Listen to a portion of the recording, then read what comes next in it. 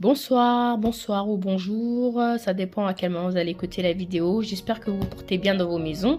Moi, je me porte très bien par la grâce de Dieu. Alors aujourd'hui, j'aimerais encourager une personne à tout simplement déjà l'inviter. Le Seigneur t'invite aujourd'hui à accepter Jésus en tant que Seigneur et Sauveur. Alléluia, parce que c'est important vraiment de savoir où est-ce que tu seras lorsque tu seras plus sur la terre, de préparer aussi ton éternité. C'est important. Le Seigneur nous dit dans Romains 10:10 que c'est vraiment en croyant du cœur qu'on parvient à la justice et c'est en confession de la bouche qu'on parvient au salut. Donc c'est lorsque tu crois dans ton cœur et lorsque tu confesses que tu es sauvé. D'accord? Mais il faut le faire et il faut y croire d'une manière sincère. C'est pas seulement de réciter des paroles, non. Mais c'est de vraiment accepter Jésus-Christ dans ton cœur en tant que Seigneur et Sauveur. Et je peux te prêter mes mots si tu ne connais pas Jésus du tout et que tu prennes ces mots pour toi et que tu t'appropries. Tu peux dire simplement: Seigneur Jésus, je t'accepte en tant que Seigneur et Sauveur. Je te demande pardon pour mes péchés. Change ma vie, transforme ma vie. Installe-toi dans mon esprit. Au nom puissant de Jésus, ainsi je t'ai prié. Amen, amen, amen. Si tu fais cette prière d'un cœur sincère et honnête, le Seigneur, il viendra habiter dans ton esprit et l'aventure va commencer pour toi. Tu reçois la vie éternelle, la vie Zoé. Une fois que tu reçois la vie éternelle, une fois que tu reçois la vie Zoé, le Seigneur, il va commencer vraiment à te visiter. Et ça va être à toi aussi de demander au Seigneur de t'aider, d'accord, de t'aider et le Seigneur il t'aidera parce qu'au fait il a dit que je ne vous laisserai pas orphelin. Il a dit que je suis avec vous jusqu'à la fin du monde, et une fois que tu acceptes le Seigneur, il faut le servir aussi, d'accord. Tu le sers en fonction de ce que le Seigneur te donne, tu le sers comme tu peux le servir et c'est un processus.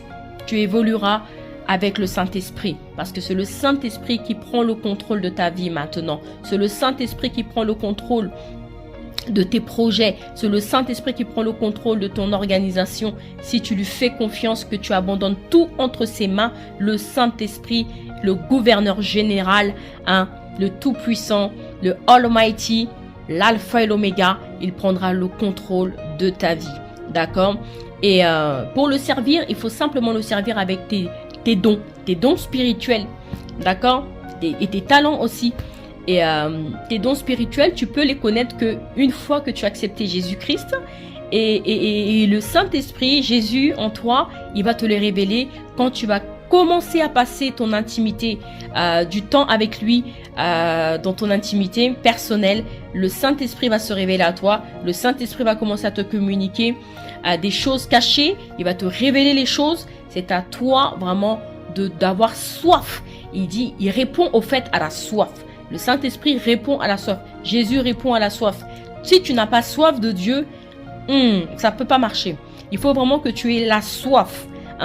Peu importe les épreuves que tu as vécues dans ton passé, peu importe ta vie du passé, le Seigneur ne regarde pas ton passé. Lui, ce qu'il veut, c'est ton cœur. Ce qui l'intéresse, c'est ton salut. Ce qui l'intéresse, c'est que tu puisses lui donner ton cœur et que tu lui appartiennes parce qu'il t'aime. Il nous aime. Il a dit dans Jean 3,16 que Dieu, il a tant aimé le monde qu'il a donné son Fils afin que quiconque croit en lui ne périsse pas, mais qu'il ait la vie éternelle. Tu vois, Dieu veut pas que tu périsses. Dieu veut pas qu'on puisse périr. Dieu veut qu'on puisse avoir la vie Zoé. Dieu veut qu'on puisse le servir. D'accord? Donc je viens encourager une personne vraiment de faire cette démarche vraiment du plus profond de ton cœur avec sincérité. Ne regarde pas ton passé, ne regarde pas au rejet, ne regarde pas ce qu'on dit sur toi, ne regarde pas ce qu'on pense de toi, ne regarde pas à les accusations, ne regarde pas toutes ces oppositions. Toi, concentre-toi sur le Seigneur.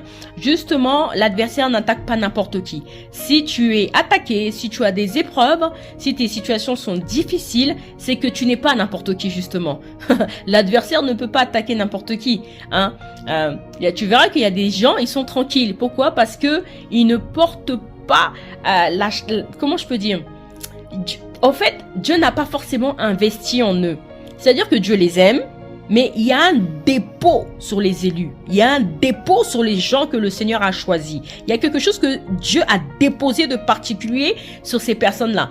Et tu verras que l'adversaire veut toujours les embêter au fait. Pourquoi? Parce que l'adversaire a peur de ce dépôt. Hein? Il a très peur de ce dépôt que le Seigneur a déposé chez ses élus. Et si tu te laisses décourager, eh ben, tu ne peux pas et tu ne pourras pas avancer avec le Seigneur. D'accord?